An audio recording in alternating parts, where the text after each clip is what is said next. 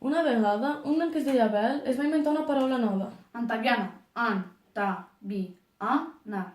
L'Abel va enamorar-se d'aquella paraula tan seva i de moment se la va guardar com un secret. Antaviana. Antaviana. Antaviana? Què dius? No res, no res. És una lliçó de geografia. De fet, la seva paraula tenia realment una dignitat geogràfica. Antaviana?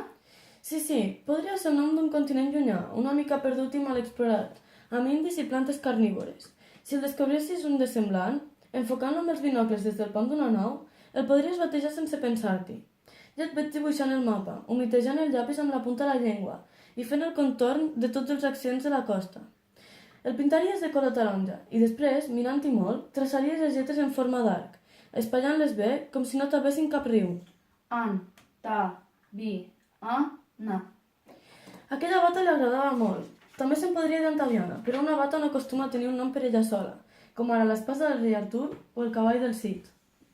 No badis més, Abel. Avui et posaran un 0. Aquest xiquet no farà res de bo. Jo, a la teva edat, ja dividia per 4 xifres.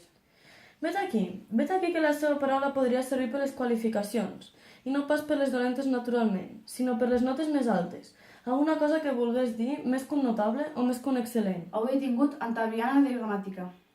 I si l'oferessis al govern? Seria una acció seriosa i transcendent, plena de civisme. El govern sempre deu un escàs de noms, amb tantes coses que té com per etiquetar. Desperta't, Abel. Avui se t'ha enganxat el coixí a les orelles. No, mare, no, és que m'hi fixo molt. Coneixent el perímetre s'ha de conèixer l'àrea de la circunferència. I si tractes d'una paraula màgica? Podria haver-li arribat per revelació. No se n'han donat tants de casos? En el nom del poder que em pots donar, Antaviana, et conjura a fer-me aprendre de memòria tota la geometria, fins i tot la superior, Antaviana.